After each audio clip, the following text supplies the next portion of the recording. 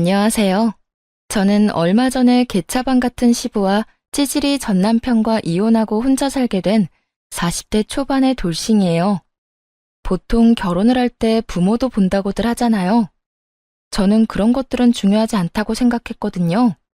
그런데 그게 제 오판이었다는 걸 처음이자 마지막 결혼을 통해 알게 됐어요. 부모와 자식 간의 관계, 그리고 그 부모의 모습이 자녀에게 미치는 영향이라는 게 생각보다 단순하지 않다는 걸 제 전 남편과 시부를 보며 알았거든요. 저는 남편과 결혼하기 전까지 한 번도 결혼에 대해 긍정적으로 생각해 본 적이 없었어요. 저는 쇼핑몰을 운영하면서 먹고 살 걱정은 없었고, 무엇보다 괜찮은 남자를 만나기 힘들었어요. 여자 혼자 사업을 한다고 하면 꼭 밥상에 숟가락만 얹으려는 남자들이 나타나거든요. 그래서 그런 남자들 다 쳐내고 나니 남자를 못 믿겠더라고요. 그런 면에서 남편은 절대로 제 일에 간섭하려는 행동은 없었어요. 다만 저희 부모님은 시부와 관계가 그리 돈독하지 않았던 남편의 모습을 보고는 저와의 결혼을 꺼려하셨어요. 남편은 시부에게 전화가 오면 받지도 않고 끊어버리고 문자를 봐도 다 그 자리에서 삭제해버렸거든요. 부모를 보면 자식이 보이는 법이다.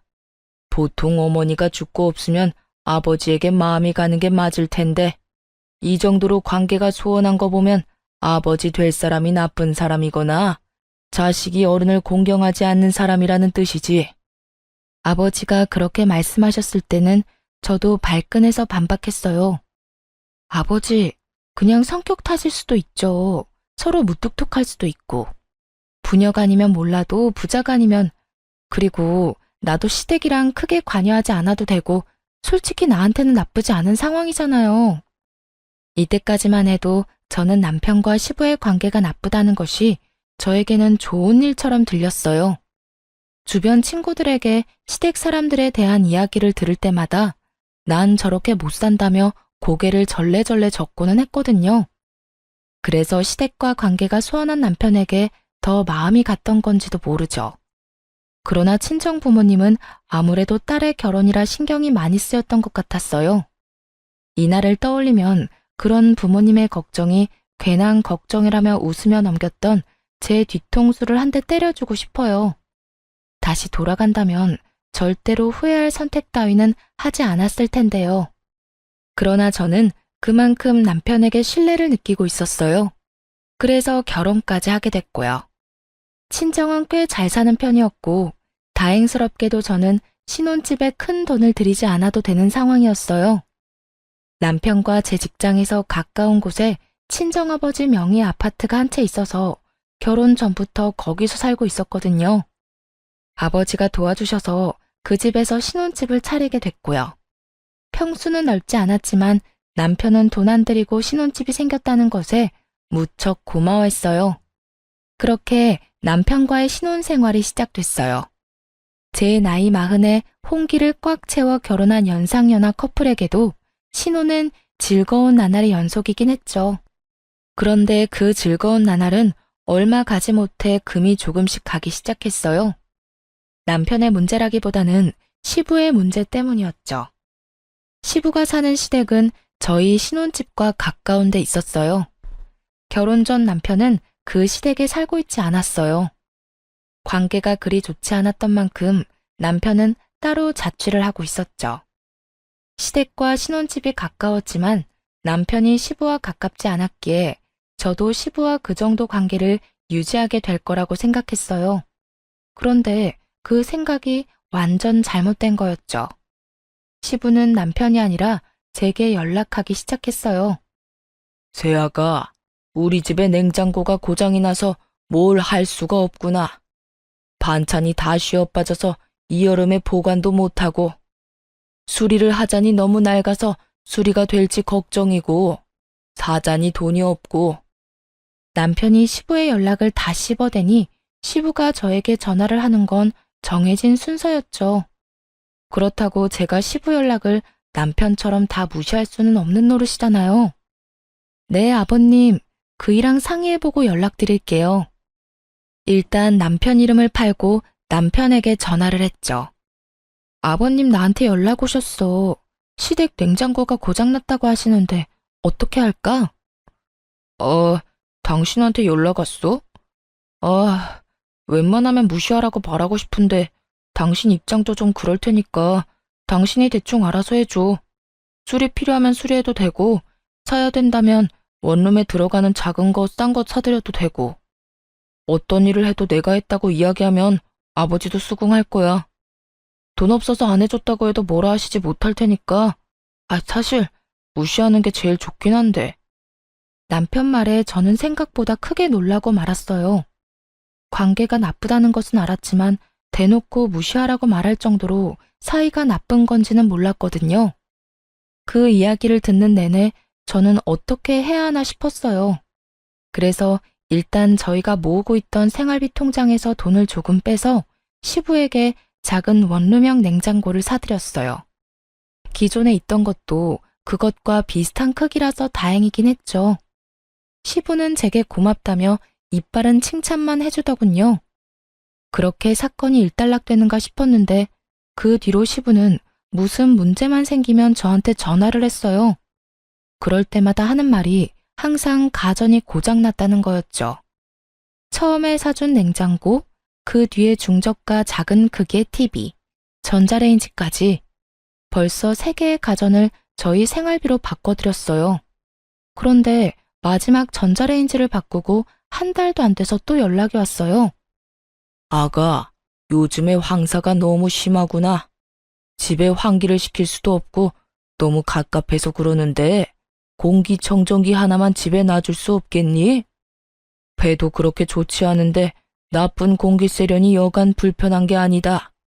집에서만이라도 깨끗한 공기 맡고 싶은데 어떻게 안 되겠냐? 한마디로 공기청정기를 사달라는 거였죠.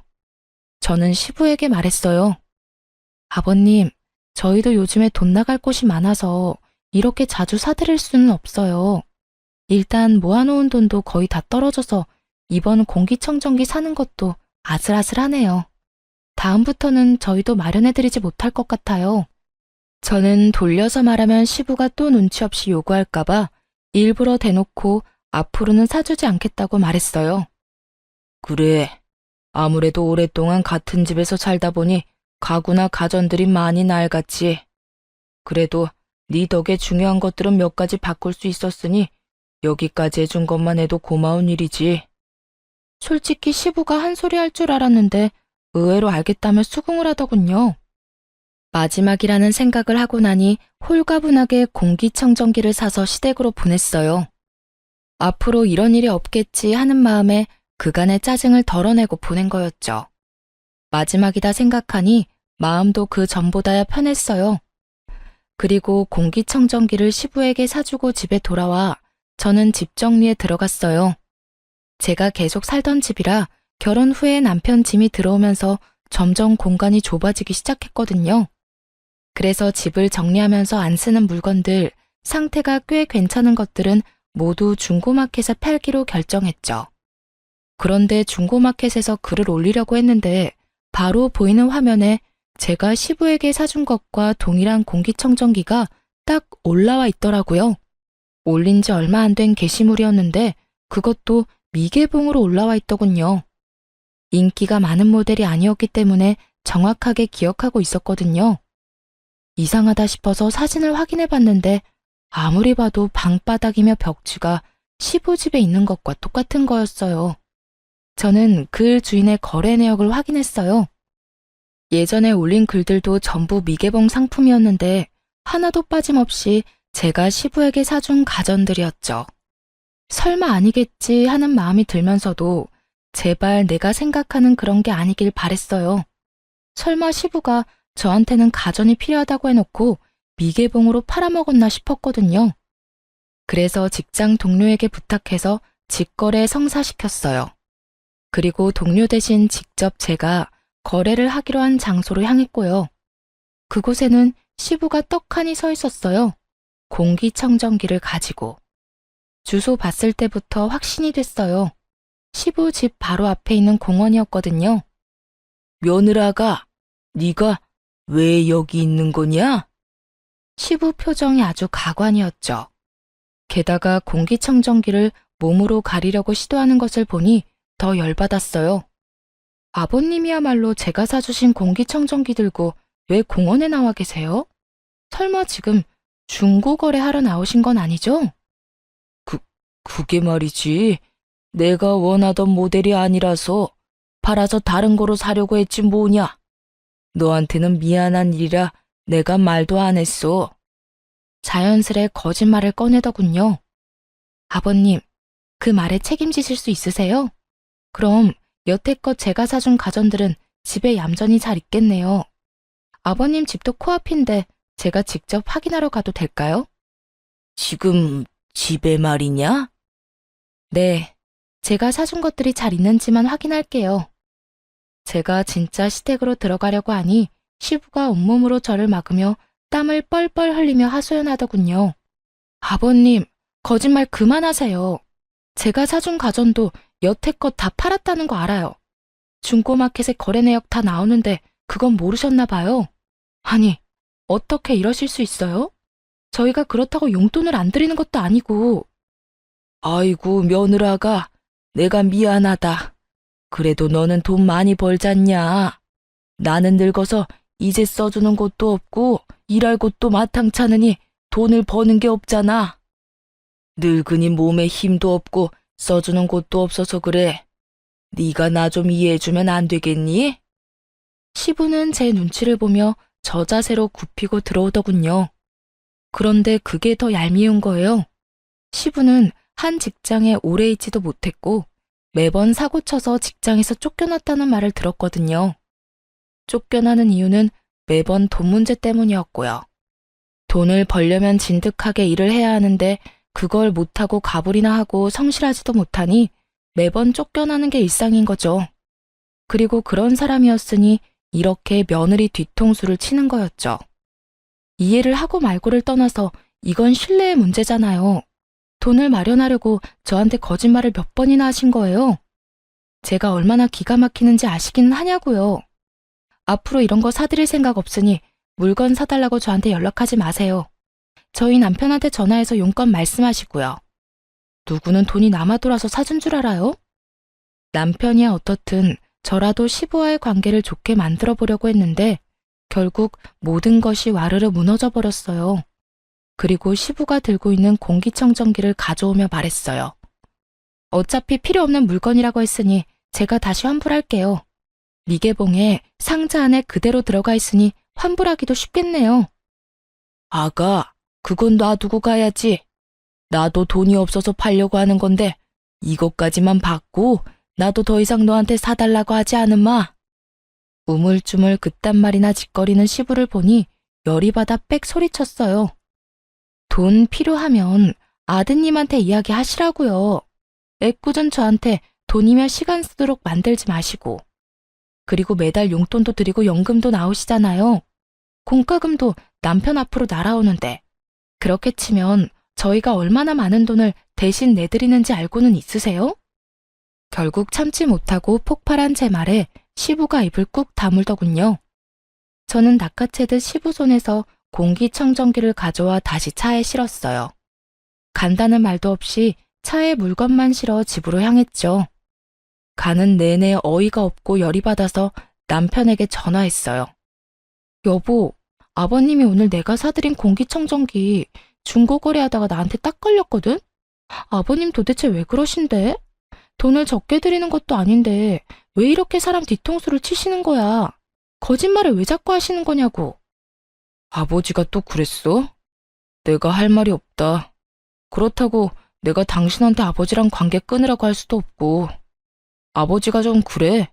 돈도 밝히시고 잔머리도 좀 굴리시는 편이지. 그래서 내가 연락을 안 받는 건데 당신한테 연락을 할 줄은 몰랐어. 사실 나한테도 몇 번이나 문자로 집 싱크대며 세면대며 고장났다고 연락 많이 왔거든. 내가 다 읽고도 무시했더니 당신한테 연락했나 봐.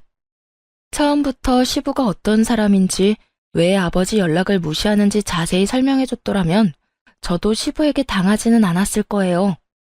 물론 처음 한두 번이야 며느리가 시부에게 해줄 수 있는 일이었지만 그마저도 시부에게는 저에게 사기를 친 거나 마찬가지인 일이잖아요. 제가 물어볼 때는 아무것도 아니라며 설명해 주길 꺼려했던 남편이 제가 당하고 나서 이런 이야기를 하는 게 참 답답하고 짜증이 나서 한마디 했어요. 그런 거면 미리 말을 해줬어야 알지. 당신만 알고 있으면 어떡하냐고. 내가 가전 사다가 시아버지한테 드릴 때도 당신 그냥 멀뚱멀뚱 지켜보고만 있었잖아. 나한테 한 번쯤은 의심해보라는 말 정도는 할 수 있었던 거 아니야? 솔직히 몇 번이나 내가 당신한테 이야기했는데 당신은 알아서 하라고만 했잖아. 아, 일단 알겠어. 앞으로 나 아버님 연락 안 받을 거고 받더라도 다 당신한테 넘길 테니까 그렇게 알고 있어. 저의 선의가 사기로 돌아왔다는 것에 너무 화가 난 저는 남편에게도 큰 실망을 했어요. 그리고 시부의 요구를 더 이상 들어주지 않도록 연락 자체를 차단하겠다는 제 말에 남편은 긍정도 부정도 하지 않았죠. 다만 그날 집에 가서도 불편한 기색을 숨기지 않았더니 남편도 제 눈치를 실실 보더군요. 그 뒤로 시부 연락을 몇 번 무시했더니 저한테 연락은 더 이상 오지 않았어요. 다만 남편에게 더 많은 연락이 간 모양이었어요. 저야 속 편해졌으니 시부에 대한 생각은 더 이상 하지 않았어요. 결혼하고 1년도 안 되어서 이런 일이 벌어져서 솔직히 화도 많이 났지만 그래도 더 이상 연락을 안 하게 됐으니 다행이라고 생각하기로 했어요. 초반에 잘 끊어냈다 싶었죠. 그렇게 몇 달간 참 조용한 시간이 흘렀어요.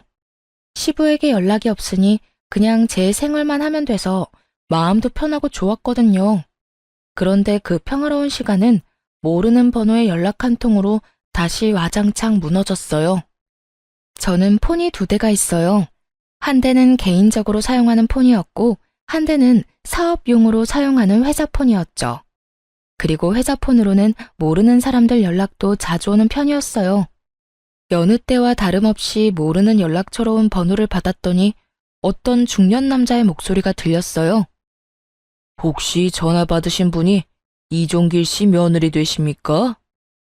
시부 이름을 대는 남자 목소리에 저도 깜짝 놀랐죠.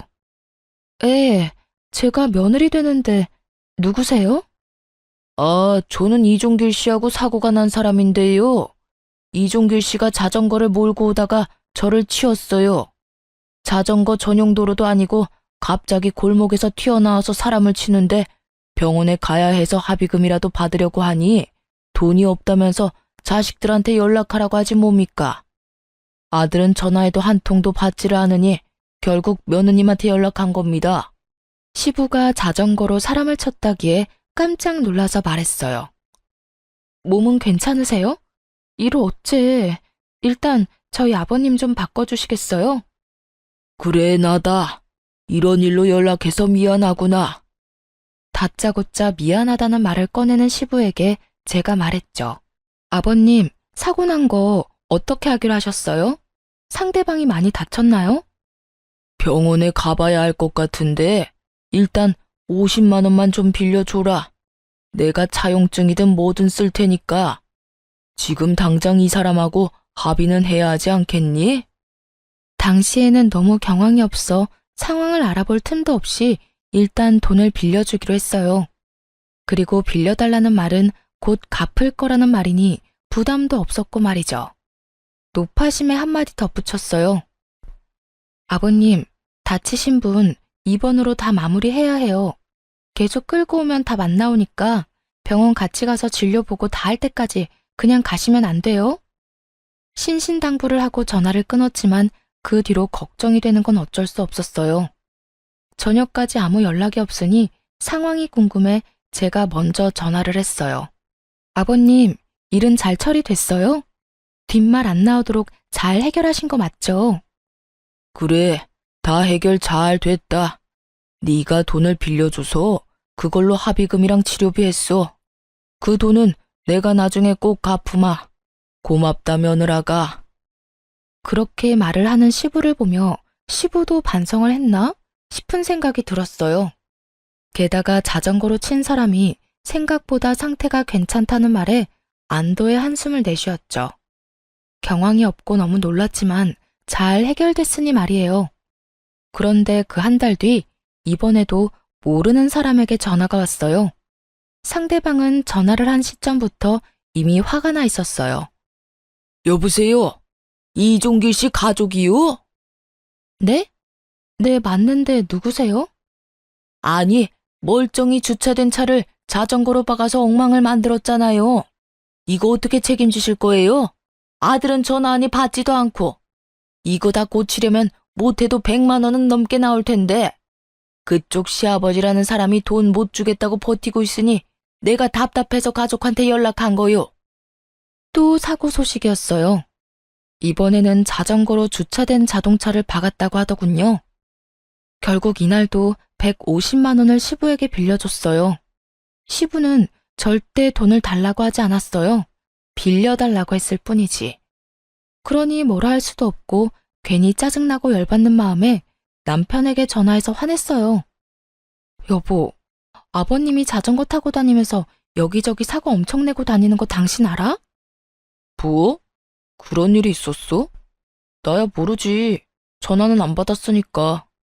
그리고 요즘에는 나한테 연락도 안 오시던데. 모르는 번호로 연락 한 번도 안 왔어?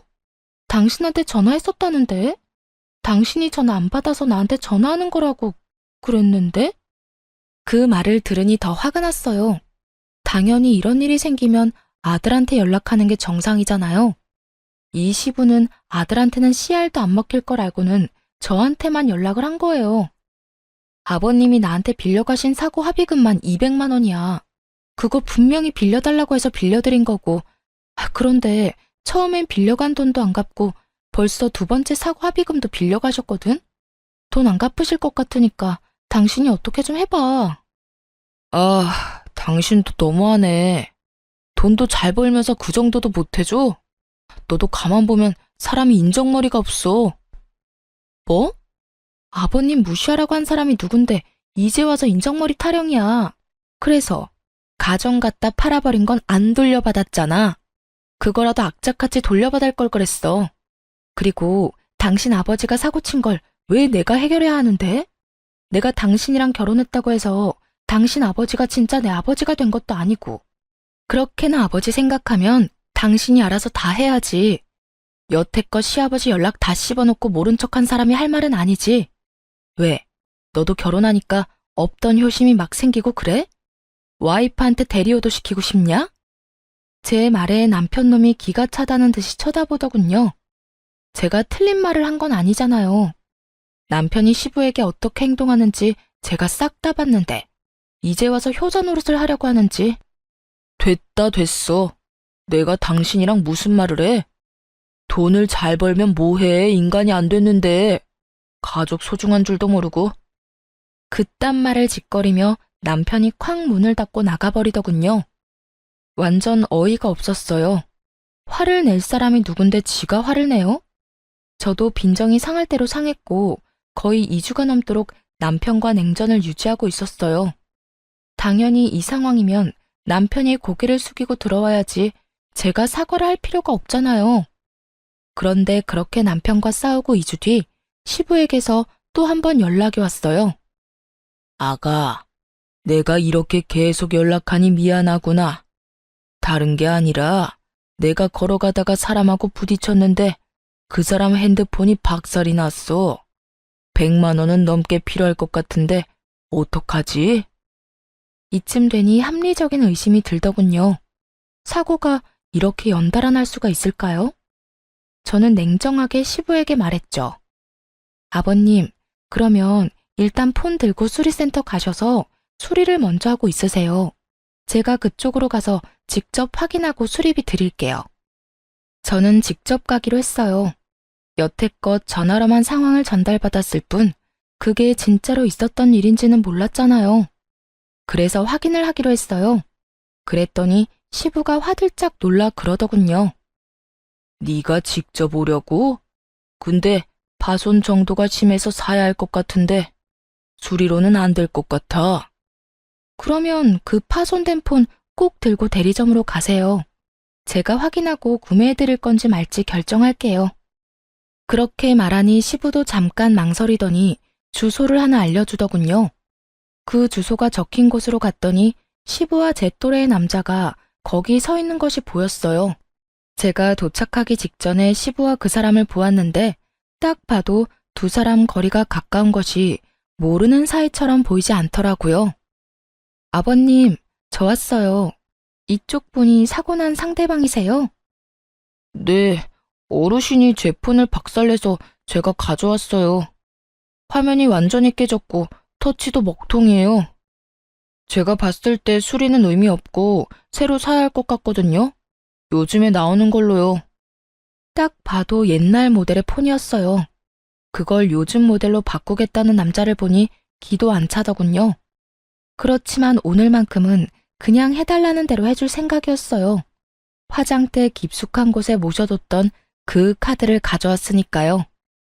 남편이 결혼 직후 만들었던 신용카드였는데 실물 카드로는 안 쓰고 페이로만 쓰다 보니 진짜 카드는 안 들고 다녔거든요. 그걸로 저 남자가 원하는 걸 결제해줄 생각이었어요. 괜찮아요. 카드로 일시불로 구매해드릴 테니까요. 현금만 보내주다가 카드로 결제하니 시부가 약간 당황하더군요. 이번에도 현금을 받을 줄 알았나 봐요. 그런데 시부가 상대방 남자의 눈치를 좀 보더라고요. 아마 현금으로 나오면 둘이서 나눠받을 생각이었던 모양이었는데 제가 카드를 긁으니 생각한 대로 일이 돌아가지 않아서 그런 듯 싶었어요. 게다가 시부는 얼마나 당황했는지 손에 들린 서류를 숨길 생각도 안 하더군요. 일상생활 책임 손해보험을 탈 수 있는 서류요. 신청서랑 견적서 뭐 이런 것들이었는데 그걸로 보험 타면 자기 부담금 빼고 다 나오는데도 저한테 돈을 뜯으려는 속셈인 게 다 까발려진 거죠. 그전에도 그랬을지도 모르죠. 며느리한테 현금 받아가고 또 보험까지 타먹은 거면 보험 사기는 아니지만 며느리한테 사기친 거나 다름없고 저 상대방까지 한통 속이면서 서로 돈 나눠 먹으려고 공사친 거면 보험회사와 며느리 둘 모두에게 사기친 거니까요. 그렇지만 이번에는 그렇게 화가 많이 나지는 않았어요. 남편 신용카드로 결제하는 거라서요. 결제를 하고 나니 시부와 사고 당사자는 급히 가봐야 한다며 저를 두고 나가더군요. 그리고 시부와 헤어진 바로 직후에 남편에게 전화가 왔어요. 응, 나야. 이거 뭐야? 180만 원? 당신 지금 어디서 뭐해? 아버님이 다른 사람 핸드폰 파손시키는 바람에 그거 수습하려고 나와 있지. 원래 수리하려고 생각했는데 상대방 분이 수리해도 안 될 것 같다고. 새로 사야 할 것 같다고 해서 내가 당신 카드로 결제했어. 왜? 문제 있어? 아니, 그걸 왜 내 카드로 사는데? 그럼 왜 내가 계속 돈을 내야 해? 당신 이상하네. 원래라면 아버님이 친 사고 당신이 수습하는 게 맞는 거 아니야? 나는 며느리 집 딸이 아니잖아. 며느리는 가족 아니야? 너 이렇게 성격 못된 애였어? 돈 뒀다 뭐 하게. 너 잘 벌잖아. 그 정도면 네 선에서 해결할 수 있었던 거 아니야? 그러니까 내가 왜 해결해야 하냐고. 당신이 신경도 안 쓰는 아버님 왜 나한테 다 맡겨? 한두 번이 아니잖아, 한두 번이. 당신이 언제부터 효자였어? 나한테 신경 쓰지 말라고 하더니 왜 또 갑자기 못해줬다고 난리야. 잘해주고 싶으면 네 돈으로 잘해드려. 그리고 내가 네 가족이 원할 때마다 돈 인출해줘야 하는 통장이야? 어디서 사람을 호구 취급하고 난리야? 내가 이 땅 꼴 보려고 너랑 결혼한 줄 알아? 너 말 잘해. 너 돈 많다고 언제까지 내가 너한테 굽실거려야 하는데? 이런 식이면 나 너랑 못 살아. 굽실거린 적 없던 남편 놈이 이딴 말을 꺼내니 진짜 기가 차서 열이 얼굴로 확 오르더라고요. 살지 마. 누구는 이렇게 살고 싶겠어? 그리고 네가 언제 나한테 굽실거렸어? 이런 식이면 못 산다고? 내가 할 말이다 이놈아. 해 이혼. 뭐하러 눈치 보고 있어? 말 한 번 잘 꺼냈네. 네가 안 하면 내가 그 말 하려고 했는데 잘 됐네. 내 눈이 병신이었지. 어디서 이런 인간이랑 결혼을? 결국 화를 못 참은 제가 남편 놈 말에 이혼을 하자고 선언하고 전화를 확 끊어버렸어요. 남편 놈이 당황한 듯 다시 연락 와서 그런 거 아니라고 홧김에 말 좀 잘못한 거 가지고 무슨 이혼이냐며 난리였지만 저는 눈도 깜짝 안 했어요. 입 밖으로 꺼낸 말 책임져. 나랑 못 살겠다며. 나도 네 의견 존중한다니까. 한 입으로 두말하지 말고 그냥 네가 원하는 대로 해줄게. 그리고 오늘 집에 들어오면 당장 짐 싸서 나가. 네 얼굴 꼴도 보기 싫으니까. 결국 남편 놈은 제게 애원했지만 제가 받아주지 않았고 그렇게 저희는 빛과 같은 속도로 이혼을 했어요. 결혼한 지 1년도 안 되어서 이혼한 거죠. 결혼 기간이 짧아서 이혼도 빠르게 됐어요. 나눌 것도 없었고 서로 가져온 만큼 가져갔죠. 그렇게 이혼하는 동안 다행인지 불행인지 시부는 연락을 한 번도 안 했고 저는 당연히 시부가 우리 이혼에 대해 알게 됐기 때문에 연락이 안 오는 거라고 생각했어요. 그런데 이혼이 다 된 후에 시부에게서 전화가 한 통 왔어요. 이혼을 했는데 전화를 할 정도면 뭔가 큰일이 있어서 그런가 싶어서 전화를 받았는데 시부가 굉장히 급한 목소리로 용건부터 건네더군요. 아가, 내가 급해서 그러는데 돈 좀 빌려줄 수 없겠냐? 아들 녀석이 전화를 안 받아서 그래. 내가 실수로 외제차를 박았는데 차주가 500만 원이나 달라고 하네. 너도 알다시피 내가 그 큰 돈이 어딨냐? 내가 믿을 사람이 너뿐이라 그래. 가족 좋다는 게 뭐냐? 이럴 때 돕는 거지. 내가 꼭 그 돈 갚아줄 테니까 한 번만 더 도와다오. 응? 말하는 이야기를 들어보니 저희 부부가 이혼했다는 것도 전혀 모르고 있는 눈치였어요. 그때 저는 좋은 생각이 났어요. 아버님, 제가 예전에 빌려준 돈 200만 원이요. 그것도 빌려가시고는 안 갚으셨잖아요. 그거 먼저 갚아주지 않으시면 더 이상 돈은 못 빌려드려요.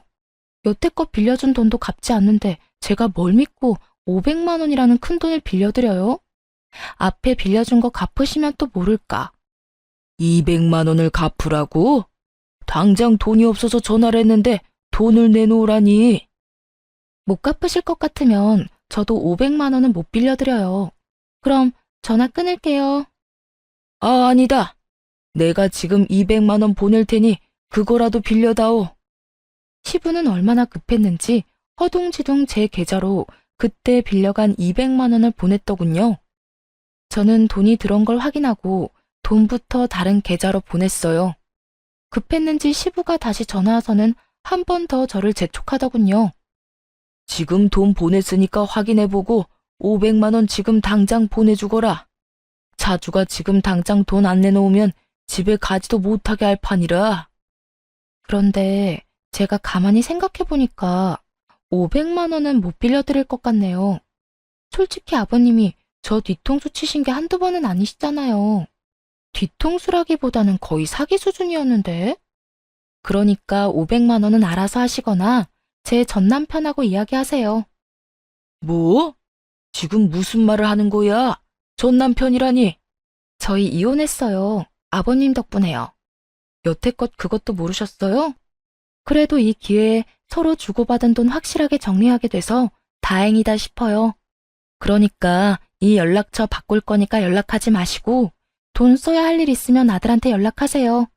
남의 귀한 딸에게 빨대 꽂지 마시고요.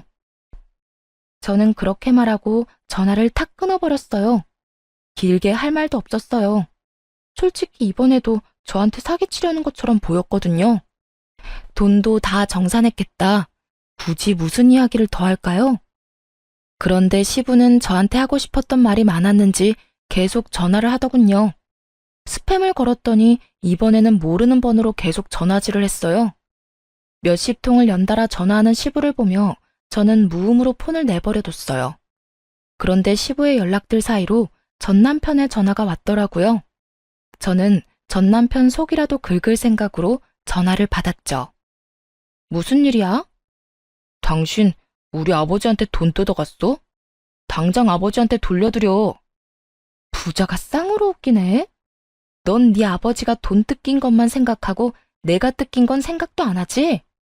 맨 처음에 내가 빌려준 거고 그거 돌려받은 거야. 정당한 거래였거든? 뭘 알고나 말하던지. 아무것도 모르는 놈이 더 시끄럽지? 지금 당신이 무슨 짓 저지른 건지는 알아? 아버지 지금 큰일 나게 생겼어. 진짜 외제차 사고 낸 것도 문제인데 차주가 조직폭력배 같아. 아버지한테서 못 받으면 아들한테 받겠다면서 지금 나한테도 협박 문자고 난리 났어. 이런 식이면 당신도 무사하지는 못할 거라고. 이보세요. 나 당신이랑 남남인 사람이야. 애라도 하나 있었으면 또 모를까. 애도 없는 우리 사이가 찢어지면 그냥 남인 거지. 나한테까지 오면 나는 경찰에 신고하면 그만이야. 내가 잘못했어? 당신 가족이 잘못한 거지. 관련 없는 사람이고 남보다 못한 사이인 거 알면 쓸모 없어서라도 나한테 올 일 없으니까 신경 꺼. 진짜 당신 왜 이러는데? 나 죽는 꼴 보고 싶어서 그래? 아무리 남이라도 한때는 같이 산 사람이잖아. 애원하는 전 남편 목소리에 제가 코웃음을 쳤어요. 같이 산 게 뭐가 대수라고? 너야말로 나한테 왜 이러는데? 네가 죽든 말든 내가 뭔 상관이냐고. 돈 200만 원 돌려받은 건 정당한 거야. 내게 빌려간 돈이었으니까 내가 돌려받는 건 당연하고. 사고 나서 생긴 비용은 네가 처리하는 게 맞는 거고. 마누라 없어서 어떡하냐? 돈 대신 내줄 사람 없어서. 그러게, 있을 때 좀 잘하지. 잃고 나서 후회하면 다 무슨 소용이래?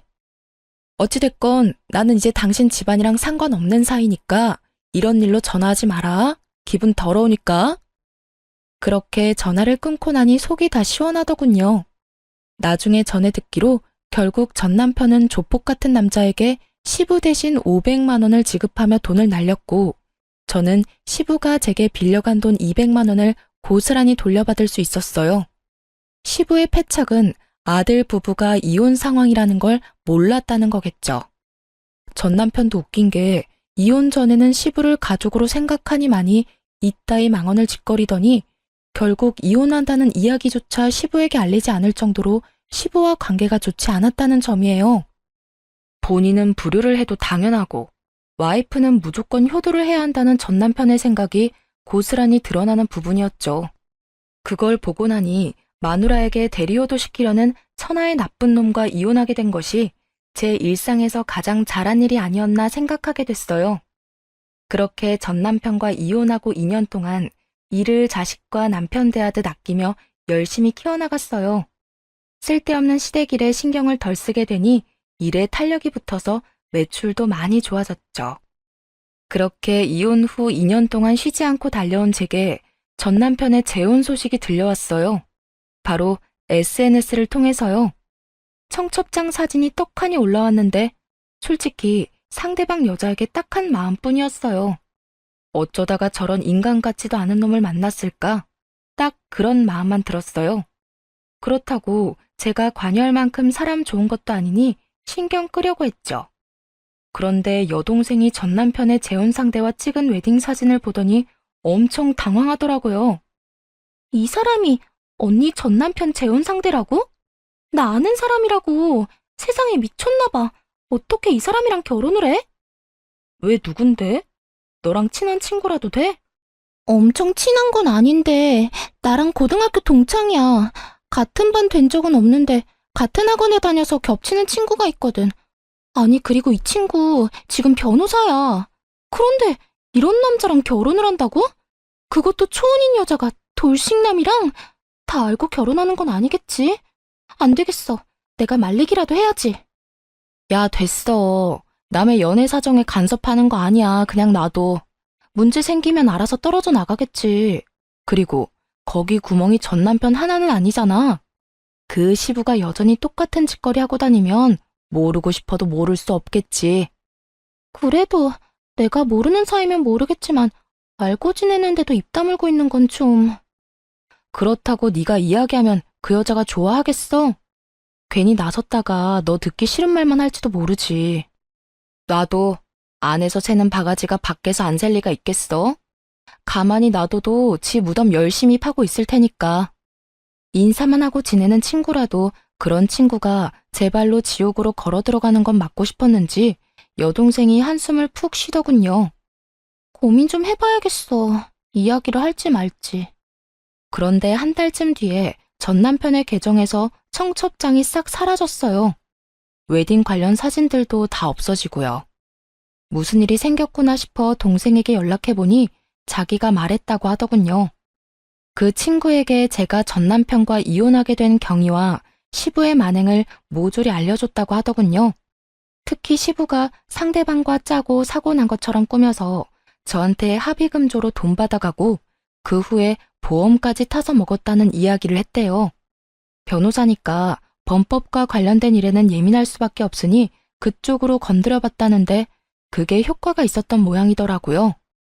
처음에는 동생의 의도를 오해해서 꽤 미워했다고 하던데 그 뒤에 시부가 그 예비 며느리에게 사고가 났다며 돈을 달라고 했다더군요. 사람이란 게 의심이라는 게 한 번이라도 들기 시작하면 끝도 없이 생기기 마련이거든요. 설마 하는 마음으로 가득한데 거기서 시부가 도화선을 당겨버렸으니 그 예비 신부가 자세히 알아봤던 모양이에요. 당연히 시부는 저에게 했던 것과 똑같이 아는 사람과 짜고 예비 며느리에게 돈을 타고 보험금까지 타먹으려고 한 상태였고 그 모든 사실을 알게 된 여자가 시부의 범죄 행동에 놀라 결혼식 직전에 전 남편과 파혼하고 시부를 보험회사에 보험 사기로 신고했다더군요. 전 남편은 결국 결혼 비용을 다 날리고 시부는 저와 전 남편이 이혼했던 시기에 보험 사기로 벌금형을 몇 번 받은 적이 있어서 결국 이번에는 실형을 살게 됐더라고요. 그 이야기를 듣는데 어쩜 속이 얼마나 시원하던지. 전 남편과 그 가족인 시부와 엮일 뻔했던 그 친구는 여동생을 찾아와 고맙다며 인사까지 하고 갔다고 해요. 의심하지 않았다면 자기도 모르게 선뜻 도와줄 뻔했다고 말이죠. 속이 시원한 저와는 달리 전 남편은 아주 속이 불편했던 것 같더라고요. 그 파혼 몇 달 뒤에 전 남편이 아주 화가 나서 저를 찾아왔더군요. 당신이 온 동네 내 소문 다 내고 다녔어? 설마 내가 재혼하는 게 짜증나서 내 재혼 막으려고 그런 짓 한 거야? 내 앞길이 그렇게 막고 싶었어? 이 나쁜 년아. 네가 뭔데 나한테 이런 짓을 저질러? 우리 이혼하고 남남인 거 잊었어? 그러면 내가 누구랑 뭘 하든 상관 말았어야지. 누가 누구 앞길을 막아. 뭘 착각하는지 모르겠지만 나는 네 앞길을 막은 게 아니라 그 여자 인생 살려준 거야. 내가 못하러 너 같은 놈 앞길을 막아. 알아서 나락으로 떨어질 놈을. 근데 가려면 너 혼자 가야지. 왜 애꿎은 여자를 끌어들여? 그리고 네가 파혼당한 게 나 때문이 아니지. 그 여자가 당신이랑 당신 아버지에 대해 들었을 때 네 놈한테 파혼하자고 하지도 않았어. 오히려 그런 말을 한 사람을 더 의심했지. 근데 봐. 결국은 당신 아버지가 한 건 했잖아. 돈이 얼마나 궁했으면 결혼 전에 예비 며느리한테 사고 쳤으니 돈 달라고 했겠어. 그 이후에 그 여자가 뒷조사한 건 몰랐나 보네? 너 그걸 말이라고 왜 그런 말을 그 사람한테 했냐고. 그거 명예훼손 모욕죄 그런 걸로 너 소송 걸 거야? 걸어. 명예훼손이랑 모욕죄 최소 성립 요건도 모르는 놈이 어디서 잘난 척은? 소송하고 싶으면 해. 누가 문제 있는지는 법원에서 가려주겠지. 근데 그 전에 이 물건은 좀 가져가. 당신 아버지 우리 집으로 자꾸 편지 보내는데 완전 짜증나거든? 저는 전 남편에게 하얀 편지 봉투 더미가 담긴 봉투를 거칠게 건넸어요. 아, 처음 알았는데 당신 아버지 좋은 데 가셨더라? 그런데 우리 이혼했다고 말했는데도 우리 집으로 편지 넣으시던데 앞으로 이 편지 반송시킨다고 전해줘. 그리고 그렇게 중요하고 효도하고 싶은 아버지면 좀 잘해. 도대체 뭐 하느라 아버지 뒤치다꺼리도 못해? 전 남편은 시부의 편지를 한 통 꺼내 읽고는 분을 사귀지 못하고 얼굴이 벌겋게 달아올랐어요. 제가 읽었던 것과 똑같은 내용이 적혀 있었죠. 당장 영치금부터 넣어달라며 자식이 된 도리로 아비가 이렇게 힘든데 돈 한 푼 안 넣어주는 건 어디서 배워먹은 버르장머리냐고 그렇게 쓰여 있었거든요. 몇 건이나 되는 보험 사기로 징역형 살고 있는 주제에 아주 당당하게 영치금을 바라는 시부와 그런 시부의 편지를 보고 열불이 난 전 남편을 향해 저는 한바탕 웃어줬어요. 너 얼굴 완전 홍당무됐어. 이혼 전에는 한 번도 볼 수 없었던 얼굴인데 보고 있으니까 너무 웃기네. 그러게, 잘 좀 하지 그랬어? 하긴, 너 잘하긴 했잖아. 남의 돈으로 효도하는 거. 왜? 애써서 잡아뒀던 능력 좋은 예비 신부가 사라지니까 효도 같은 건 생각도 못하겠어? 그러게 좀 작작하지 그랬어. 네가 네 아버지하고 연락을 아예 끊고 살면서 아버지 문제 오픈하고 해결하려 노력했다면 이런 일까지 벌어지지는 않았을 거야. 다 네가 만든 상황이니 어쩌겠어. 그냥 너희 아버지 원하는 대로 영치금이나 듬뿍 넣어줘. 어차피 결혼하려고 모은 돈도 있을 텐데 그걸로 아버지 돈 넣어드려. 효도해야지. 안 그래? 이 인간이 진짜 정신이 나갔나? 왜 이딴 편지를 이쪽으로 보내서 사람 쪽팔리게 만들어? 아, 너무 웃겨서 배 아프네. 우리 이제 여기서 다 끝난 거야. 나는 더 이상 너하고 관련된 거 하나도 안 남겼거든. 앞으로 재혼이 또 하고 싶을지는 모르겠지만 적어도 양심이 있다면 법 쪽에는 좀 피해라. 범법자 아버지 수수방관한 주제에 변호사랑 결혼을 지나가던 개가 웃겠네. 저는 그렇게 말하고 부들부들 떨며 노려보는 전남편 놈을 쫓아냈어요. 그렇게 노려보면 누가 무섭대요? 이빨 빠진 개가 노려봤자죠. 재혼 준비에 쓰였던 돈이며 자존심까지 모두 탈탈 털린 전남편의 소식은 그 뒤로는 알지 못했어요. 듣고 싶은 마음도 없고 들을 필요도 없었죠. 뼛속 깊이 새긴 경험 하나 알려준 놈으로 기억하고 있을 뿐이죠. 결혼 앞두고 계신 분들은 시댁 부모님 잘 보세요. 시부모를 보면 남편을 안다는 말이 거짓말이 아니었거든요. 옛말 틀린 말 하나 없다는 걸 깨닫고 저의 결혼 생활은 1년 반 만에 막을 내렸네요. 저의 실패를 경험 삼아 다른 분들은 실패하지 않으셨으면 하는 마음으로 제 이혼에 대해 길게 써봤어요. 시간 내서 글 읽어주신 분들 감사합니다.